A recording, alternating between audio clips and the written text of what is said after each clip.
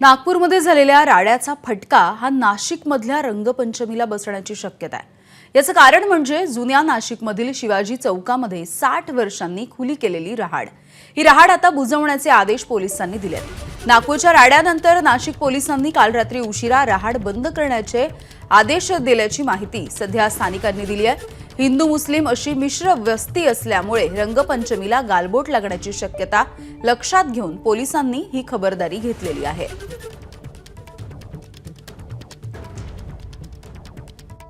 इथं संमिश्र वस्ती आहे। आम्ही ह्या राहाडीची एक वैशिष्ट्य सांगतो, ही एकतीची राहाड आहे। इथं अनेक जुने लोक तुम्हाला भेटतील 60 वर्षापूर्वीचे, पण त्यांनी आंघोळ केली। मुस्लिम लोक खास करून आमच्या बरोबर आम्ही एकत्र सण साजरा करतो, त्याचा आमच्यावर काही परिणाम होणार नाही। आम्हाला हा सण साजरा करायचा आहे, आम्ही थांबलेलो आहोत। त्यांनी रात्री बुजवण्याची ऑर्डर काढलेली होती। आम्ही त्यांना विनंती केली की काही पूजा असतात त्याच्यात, आमच्या त्या पूजा घडू द्या, आपण त्या पूजा करूया। तुम्ही जोपर्यंत सांगत आहे तोपर्यंत आम्ही पाणी भरणार नाही। कारण मी 12 वर्ष झाले, मी 12 वर्षाचा होतो तेव्हा इथे आंघोळ केलेली आहे आणि चांगलं काम आहे, याच्यात काय इश्यू नाही आहे। हिंदू मुस्लिमचा आम्ही समजे एकत्र आहे।